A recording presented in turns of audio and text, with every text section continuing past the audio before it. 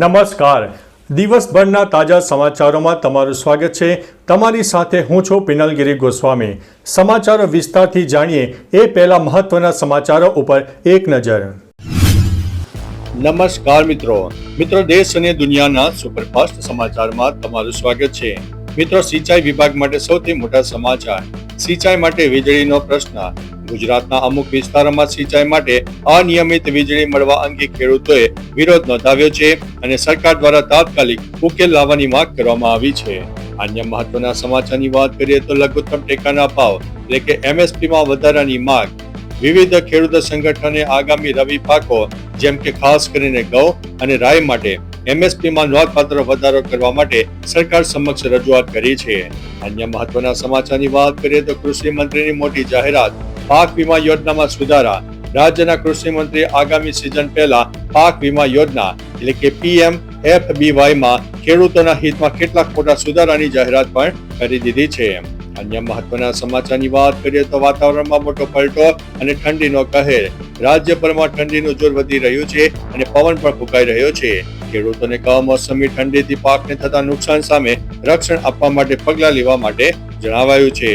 અન્ય મહત્વના સમાચારની વાત કરીએ તો અમદાવાદમાં કોમનવેલ્થ ગેમની યજમાની માટે તૈયારીઓ ચાલી રહી છે.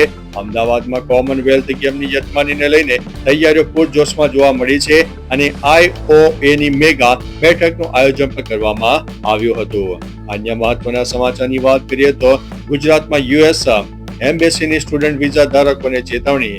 ભારતમાં US એમ્બેસીને સ્ટુડન્ટ વિઝા ધારકોને કડક ચેતવણી આપવામાં આવી રહી છે. અન્ય મહત્વના સમાચારની વાત કરીએ તો ભાવનગરમાં દારૂ ભરેલો કારનો અકસ્માત જોવા મળ્યો છે. ભાવનગરમાં દારૂ ભરેલી કારનો અકસ્માત થતા 2 લોકોના મોત થયા છે અને મૃતકો હરિયાણાના હોવાનું સામે આવ્યું છે. અન્ય મહત્વના સમાચારની વાત કરીએ તો PM મોદીનો ગુજરાત પ્રવાસ.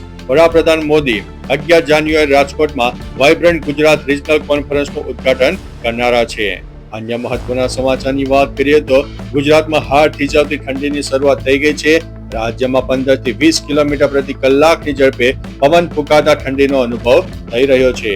અન્ય મહત્વના સમાચારની વાત કરીએ તો રાજકોટમાં આંતર જિલ્લા ગેંગની ધરપકડ. રાજકોટની વિછિયા પોલીસે ઘરફોડ ચોરી કરતી આંતર જિલ્લા ગેંગને ઝડપી પાડી છે.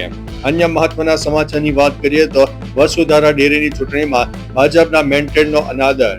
નવસારીમાં વસુધારા ડેરીની ચૂંટણીમાં ભાજપના મેન્ટેનનો અનાદર થયો છે અને બળવાખોર ઉમેદવારોનો વિજય થયો છે.